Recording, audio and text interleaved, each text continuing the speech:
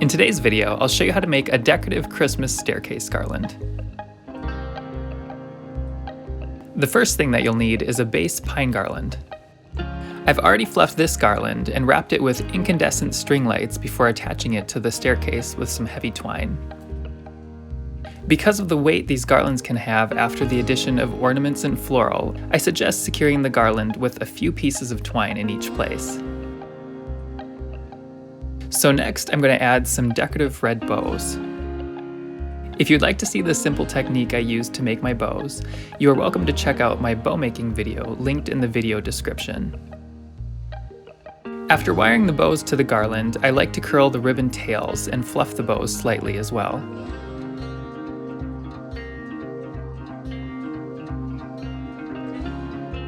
Then I'm going to add some of these large red finial ornaments. I always think it's the easiest to add the largest ornaments first. The next thing I will add are these decorative assorted red and gold glass ornaments.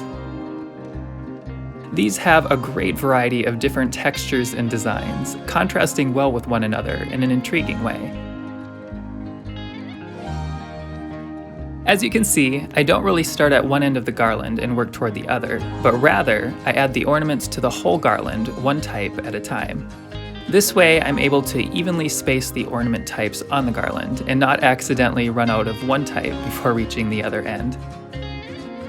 I have a few of these large shatterproof ornaments I will add next.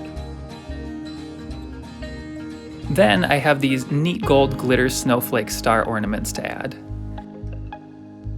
These, like the finial ornaments, create a cascading look to the garland, adding an elegant, overflowing look.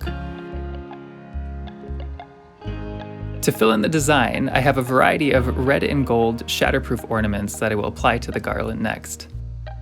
Shatterproof ornaments are a great and inexpensive way to fill in the gaps in a design, whether it's on a garland, wreath, or a Christmas tree.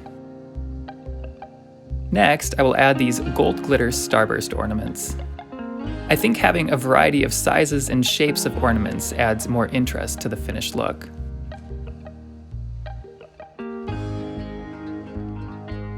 So then I'm going to separate these floral bushes with a wire cutters and add the red amaryllis stems next.